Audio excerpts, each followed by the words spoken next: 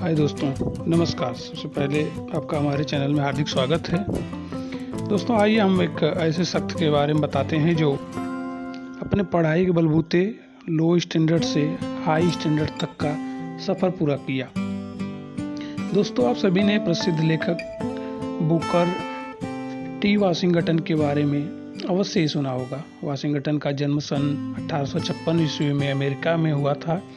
वे अफ्रीकी अमेरिकी शिक्षा बिंदु, लेखक, वक्ता एवं संयुक्त राज्य अमेरिका के राष्ट्रपति के सलाहकार थे। बुकर टी वाशिंगटन दस्ता, निर्धनता और गरीबी के माहौल में पैदा हुए थे। अमेरिका के गोरे लोग निग्रो लोगों की हंसी उड़ाया करते थे और उन्हें घृणा की नज़रों से देखा करते थे।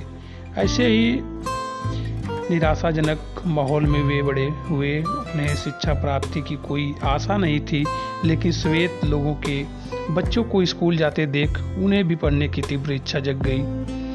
लेकिन आरंभ में उन्हें किसी भी शिक्षक से कोई सहायता नहीं मिली। अपनी माता द्वारा दी गई पुस्तक से उन्होंने स्वयं ही वर्णमाला सीखी। कुछ ही महीनों में वे उस पुस्तक से पूरी तरह परिचित हो गए और आखिरकार उनकी तीव्र इच्छा ने उन्हें कीर्ति के शिखर पर पहुंचा ही दिया। उन्होंने अपने संघर्ष की कहानी अपने आत्मकथा माई स्ट्रगल फॉर एन एजुकेशन में बताया गया है। यह एक ऐसे महापुरुष की कहानी है जिसने गरीबी तथा रंग भेद के कारण कष्ट उठाया, अपने असाधारण धैर्य तथा कठोर कमर तोड़ मेहनत के बल पर जीवन में उन्नति हासिल की। आइए जानते हैं कि उन्होंने कैसे कठिन मेहनत के बाद वर्जीनिया में स्थित प्रसिद्ध Hampton normal and agriculture institute में एडमिशन पाया। वाशिंगटन बताते हैं कि एक दिन कोयले की खदान में काम करते हुए दो खनिजों को वर्जीनिया में किसी स्थान पर बने हुए अश्वेत लोगों के किसी विशाल स्कूल के बारे में बात करते हुए सुना। ऐसा पहला अवसर था जब उन्होंने किसी ऐसे कॉलेज या स्कूल के विषय में सुना था जो उनके कस्बे में स्थित अश्वेत लोगों के छोटे से स्कूल से कहीं अधिक आकर्षित था। उस समय वाशिंगटन को स्वर्ण भी उतना अधिक आकर्षित नहीं प्रतीत हुआ जितना कि वर्जीनिया का Hampton normal and agriculture institute, जिसके विषय में वे लोग बातें कर रहे थे। उन्हें तुरंत ही उसको स्कूल में जाने का निश्चय किया, यद्यपि उन्हें थोड़ा भी कल्पना नहीं थी कि वह कहाँ है या कितने मील दूर है या वह कहाँ कैसे पहुँच सकते हैं। वे दिन रात उसी के विषय में सोच रहे थे। सन 1872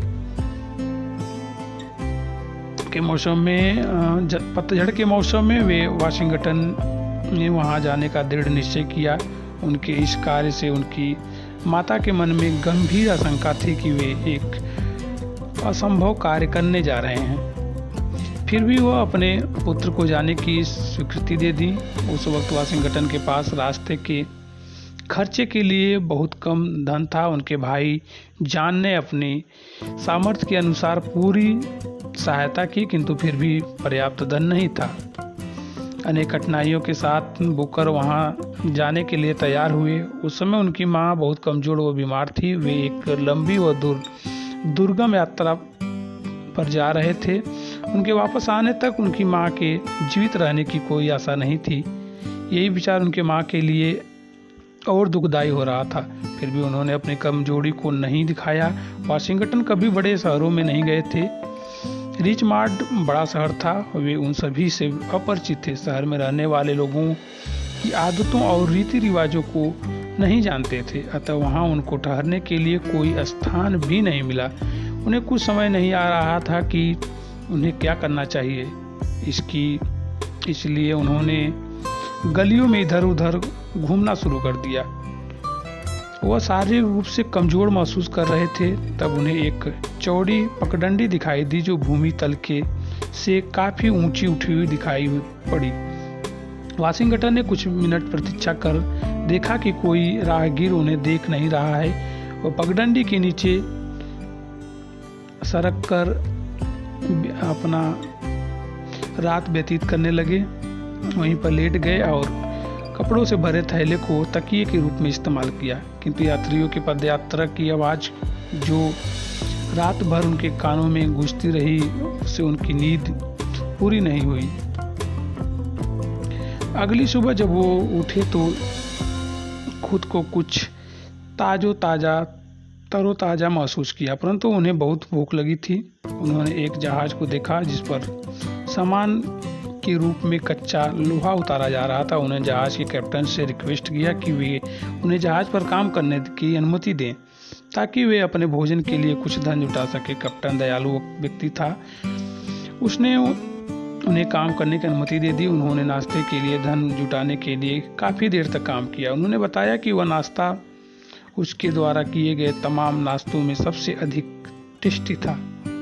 उन्होंने जहाज पर निष्ठा से काम किया। उनके काम के कैप्टन प्रसन्न होकर प्रतिदिन धन कमाने के लिए काम करने की अनुमति दे दिया। उन्होंने प्रसन्नता से कुछ दिनों तक कार्य किया क्योंकि उन्हें हैम्पटन तक पहुंचने के लिए पैसे की आवश्यकता थी। हर संभव उपाय से बचत करने के लिए वे पगडंडी के नीचे ही सोते रहे।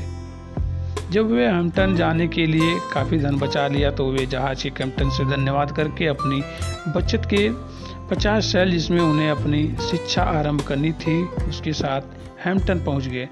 वे विद्यालय गए और उन्होंने देखा कि वहां का स्कूल ईंटों का बना हुआ था और 3 मंजिला था। वो बहुत खुश हुआ और अनुभव किया कि रास्ते में उन्होंने जो भी कठिनाइयाँ उठाई यह उसका पुरस्कार है। वे बहुत प्रभावित हुए, जैसे उन्हें नया जीवन और नया उत्साह मिल गया हो। वाशिंगटन विद्यालय में प्रवेश पाने के लिए प्रधानाध्यापिका के पास गए। प्रधानाध्यापिका किंतु शीघ्र ही उन्हें अनुभव किया कि काफ़ी लंबे समय से सही से भोजन न कर पाने, स्नान न कर पाने, गंदे कपड़े होने के कारण वे अध्यापिका उस पर प्रभावित नहीं हो पाई या वो प्रभाव नहीं डाल सके। लेकिन उन्होंने धैर्य नहीं खोया। कुछ समय तक प्रधानाध्यापिका ने न तो प्रवेश देने के लिए इनकार किया और न ही उन्हें पक्ष में कोई निर्णय लिया। वे जैसे अन्य बच्चों को प्रवेश करते देख उनके मन में भी बेचैनी बढ़ गई। उन्होंने अनेक अच्छे तरीके से प्रधानाध्यापिका को प्रसन्न करने का पूर्ण प्रयास किया। उन्हें प्रवेश मिलने की आशा थी क्योंकि प्रधानाध्यापिका ने स्पष्ट रूप से मना नहीं किया था। कुछ घंटे बीत जाने के बाद प्रधानाध्यापिका ने उन्हें गायन कक्ष की सफाई करने को कहा। आदेश पाकर उन्होंने बहुत प्रसन्नता हुई। अपनी योग्यता दिखाने का सुअवसर उन्हें मिला था। उन्होंने धूल साफ करने वाला कपड़ा लिया और उन्होंने लकड़ी के फर्नीचर और दीवारों पर 4 बार सफाई की। उन्होंने कमरे के प्रत्येक हिस्से की अच्छी तरीके से सफाई की। उनका ऐसा विश्वास था कि यदि कमरे की सफाई ने अध्यापिका को प्रभावित किया तो उनके भविष्य में सफलता मार्ग खुल जाएगा। सफाई करने के बाद वह अध्यापिका के पास गए और उन्हें सूचित किया कि कमरा साफ है और वह उनके निरीक्षण के लिए तैयार है।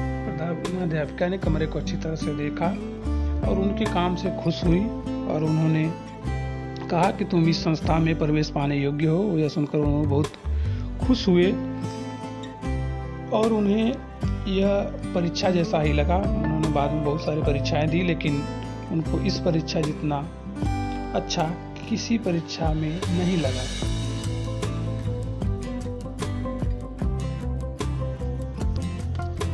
7 अप्रैल 1940 को संयुक्त राज्य अमेरिका ने 1940 के प्रसिद्ध अंक के हिस्से के रूप में 10 cent Booker T Washington ticket जारी किया। यह पहली बार था कि किसी अफ्रीकी अमेरिकी को संयुक्त राज्य अमेरिका के डाक टिकट पर स्मरण किया गया हो। 1881 में बुकर टी वाशिंगटन अल्मावा के टस्मेडी नॉर्मल एंड इंडस्ट्रियल इंस्टीट्यूट, जो वर्तमान में टस्केटी विश्वविद्यालय में के नाम से जाना जाता है, में प्रिंसिपल बने और अगले कई दशकों में वह अफ्रीकी अमेरिकी के लिए अग्रणी शिक्षक और प्रवक्ता के लिए उभरे। वाशिंगटन ने 1900 में नेशनल निग्रो बिजनेस लीग की स्थापना में भी मदद की और राष्ट्रपतियों के थियोडोर रूजवेल्ट और विलियम हार्ड टैक्स के सत्याग्रह के रूप में कार्य किया। इनके जीवन शैली और इनका उपलब्धियां बताने का मकसद ये था कि हम शिक्षा किसी भी परिस्थिति में हासिल कर सकते हैं और शिक्षा हमें धरती से उठाकर आकाश तक का सैर करा सकती है। शिक्षा समाज को ज्ञानवान, सशक्त, समृद्ध और सुखी बनाती है। शिक्षा समाज में सामाजिक न्याय, समानता, एकता और शांति को बढ़ावा देती है। शिक्षा समाज में गरीबी, अशिक्षा, अज्ञानता, अंधविश्वास और अन्य सामाजिक बुराइयों को दूर करने में मदद करती है। शिक्षा के बिना हमारा जीवन अधूरा लगता है। शिक्षा से व्यक्ति को सही विचार करने और कुशल निर्णय लेने में मदद मिलती है। धन्यवाद। आप हमारे साथ जुड़े रहिए। हम अलग अलग कहानियों से आपको रूबरू कराते रहेंगे। चैनल को लाइक और सब्सक्राइब करें। धन्यवाद।